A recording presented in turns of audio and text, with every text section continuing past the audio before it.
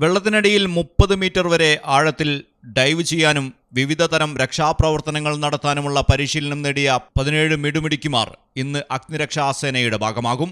ഇന്ത്യയിലെ ആദ്യ വനിതാ സ്കൂബ ടീമാണ് പരിശീലനം പൂർത്തിയാക്കി പുറത്തിറങ്ങിയത്.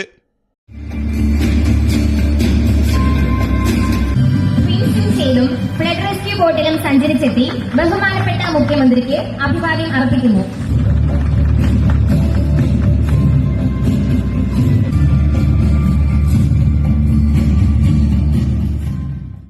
ഗാനറ്റ്സ് എന്ന പേരുള്ള സ്കൂബ ടീം തൃശൂർ രാമവർമ്മപുരത്തെ ഫയർ അക്കാദമിയിലെ നീന്തൽക്കുളത്തിൽ നടത്തിയ പ്രകടനത്തിന് സാക്ഷ്യം വഹിച്ചത് മുഖ്യമന്ത്രിയും മുതിർന്ന ഉദ്യോഗസ്ഥരും കുടുംബാംഗങ്ങളുമാണ്. വെള്ളത്തിനടിയിലുള്ള വിവിധ ഡൈവിംഗ് സ്കില്ലുകൾ, രക്ഷാപ്രവർത്തന രീതികൾ എന്നിവയിൽ ഇവർ വിദഗ്ധരാണ്.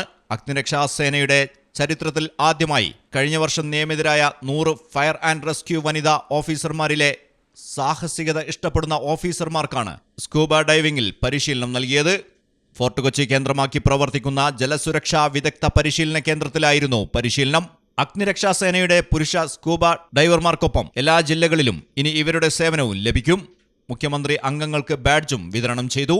ദേശീയ ക്രൈം റെക്കോർഡ് ബ്യൂറോയുടെ കണക്ക് പ്രകാരം കേരളത്തിൽ പ്രതിവർഷം 1000-ലധികം പേർ ജലാശയ അപകടങ്ങളിൽ മരിക്കുന്നുണ്ട്.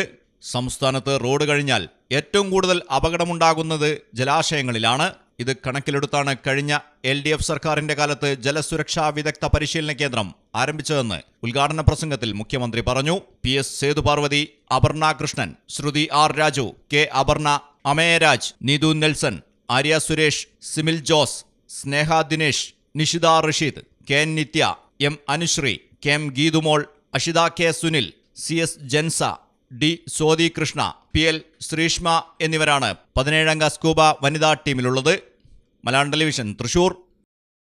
ഇന്നത്തെ സ്വർണ്ണവിലയ്ക്ക് തുല്യമായ തുക മുടക്കിയാൽ പണിക്കൂലിയും GSTയും ഉൾപ്പെടെ നമുക്ക് പ്ലാറ്റിനം പർച്ചേസ് ചെയ്യാം. ഇപ്പോൾ മിത്ര ഡയമണ്ട്സിൽ നിന്നും പ്ലാറ്റിനം കപ്പിൾ റിങ്ങുകൾ സ്വന്തമാക്കൂ. ഓർഡർ ചെയ്ത് വെറും 3 ദിവസങ്ങൾക്കുള്ളിൽ. മിത്ര ഡയമണ്ട്സ്, മാറുന്ന കാലത്തിന്റെ ആഭരണ സങ്കല്പങ്ങൾക്കൊപ്പം. മിത്ര ഡയമണ്ട്സ്, താഴെപ്പാലം, തിരൂർ.